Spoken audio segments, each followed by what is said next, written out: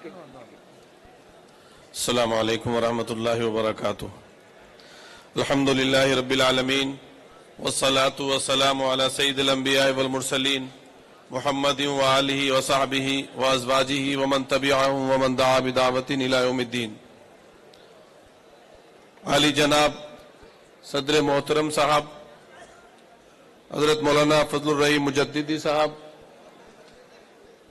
हजरत मौलाना सआदतुल्लाह हुसैनी साहब, हजरत मौलाना असद अली इमाम मेहदी साहब, हजरत मौलाना कल्बे जव्वाद साहब और हमारे अजीम दानिश्वर और मुफक्किर जनाब मोहम्मद अदीब साहब और member of parliament Ali Anwar साहब और जहां साहब चले गए, और अभी मुझसे पहले जनाब बैरिस्टर साहब और वक्फ जनाब असदुद्दीन ओवैसी साहब और हमारी पार्टी से अभी बोलकर गए जनाब धर्मेंद्र यादव जी, और स्टेज पर जितने लोग बैठे हैं जिनका नाम कासिम रसूल इलियास साहब और तमाम कन्वीनर और मेरी माँ और बहनें और मेरे नौजवान साथी और तमाम मेरे हमवतन वो भाई, मैं उन सब की खिदमत में सलाम अर्ज करता हूं और उनका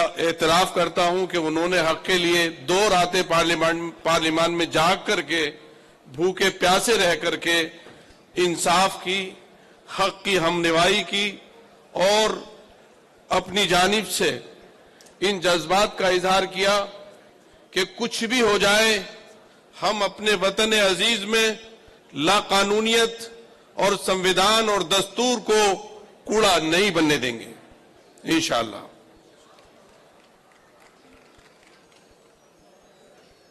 मोहतरम ओवैसी साहब ने जिस जाफिशानी के साथ, मैं इस बात का यहां आप सब लोगों के सामने एतराफ करता हूं और उनके लिए दिल से दुआ गो हूं कि जिस जाफिशानी और मेहनत के साथ वक्फ के ताल्लुक से जो जेपीसी की मीटिंगें हुई उसमें जिस पाबंदी के साथ शिरकत की और जाफिशानी के साथ उन्होंने हक अदा कर दिया, और बहुत सी उनकी शख्सियत को जिस तरह कोई चीज आगे बढ़ती है तो मुजम्मिल करने की कोशिश की जाती है, लेकिन बहरहाल शाहीनों की परवाज बुलंदियों की तरफ होती है। ये मुस्लिम पर्सनल लॉ बोर्ड का जो अम्ब्रेला है, इसका जो इत्तेहाद है, इसकी जो साबित कदमी है, वो 2-4 हवा के झोंके इसको नहीं हिला सकते। ये बड़ी मजबूत चट्टान है और मुझे उम्मीद है हमारे देश की 85% आबादी हक और इंसाफ के साथ खड़ी है, और ये मुझे मुस्लिम चेहरे और मुस्लिम माँ और बहनें नजर नहीं आ रही हैं। इनके पीछे करोड़ों की तादाद में हिंदू माँ और बहनें जो रो रो कर दुआएं कर रही हैं, और हिंदू भाई के मुस्लिमों के साथ, ईसाइयों के साथ, सिखों के साथ, जैनियों के साथ, बुद्ध मजहब वालों के साथ रही। और ये ना इंसाफी बात किस बात की है?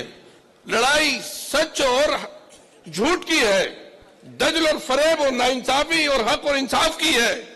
इस लड़ाई को किसी तरह से कोई हमें हरा नहीं सकता इंशाअल्लाह। जमीन इतनी बंजर,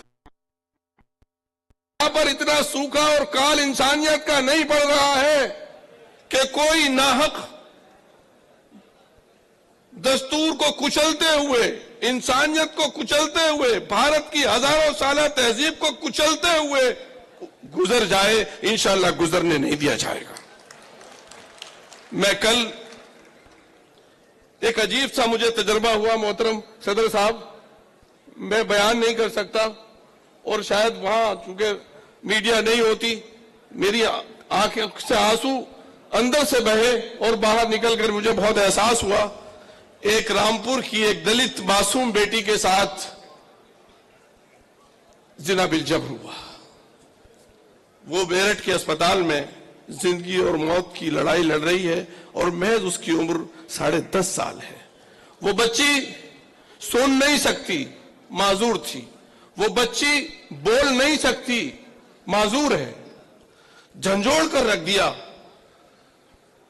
मैं कल हजरत जब उसके पास गया, उसके सर पे मैंने हाथ रखा, वो बच्ची मुस्कुरा रही थी और मुझे किसी कान में कहा कि आज पहली बार इसने आंखें खोली हैं और ये मुस्कुराई है।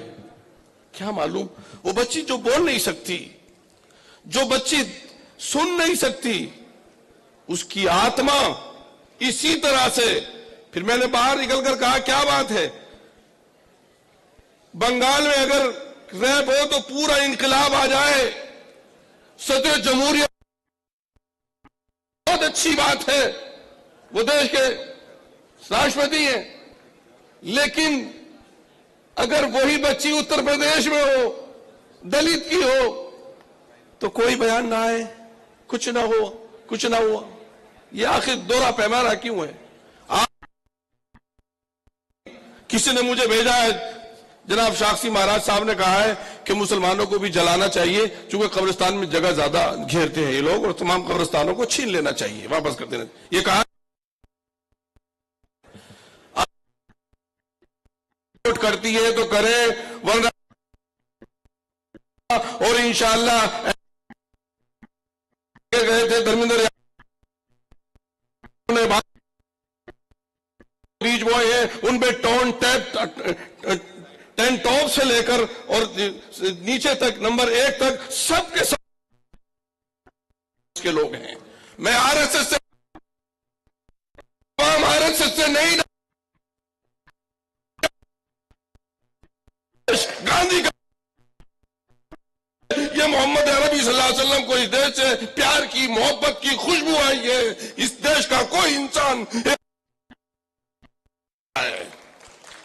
कोई नहीं डरता तुमसे। आप ये कानून कर लाए हो, आपने ये कानून बनाया है, मक्कारी करके बनाया है, अय्यारी करके बनाया है, आंखों में धूल झोंक कर बनाया है। आप देश की उस सबसे अजीम कम्युनिटी को, जिसके बुजुर्गों ने इस देश के लिए कुर्बानियां दी हैं, उनको नीचे करने से कोई नहीं होगा। तो जिल्लु मन तशा, तू जिसको चाहता है, और जिल्ल जो हमारे सारे इंसानों का मालिक है, कोई आवाम, चाहे वो दलित हो, पसमानदा हो, चाहे वो आदिवासी हो, किसी के कहने से बेइज्जत नहीं हो जाते। मेरे भाई, जैसे कि हमारे फाजिल एमपी साहब फरमा रहे थे, हबीबी कहते हुए तो गले मिल लेते हैं, मगर क्या वो गुजारिश करता हूं आपसे, जनाब जामिया अजहर से इफ्ता की डिग्री और दिलवा दीजिए, चूंकि अब हमें ये गर्व हो रहा है कि हमारे देश के बनाए मिनिस्टर साहब अब मुफ्ती भी हो गए हैं। अब किसी को बरेली और देवबंद जाने की जरूरत नहीं है, वो इफ्ता का काम जो है वो यहां से जोरबाग से भी हो रहा है। क्या बात है, आपने देश के को मजाक समझ लिया है। किसने हक दिया है आपको देश की जनता को मजाक समझने का? आप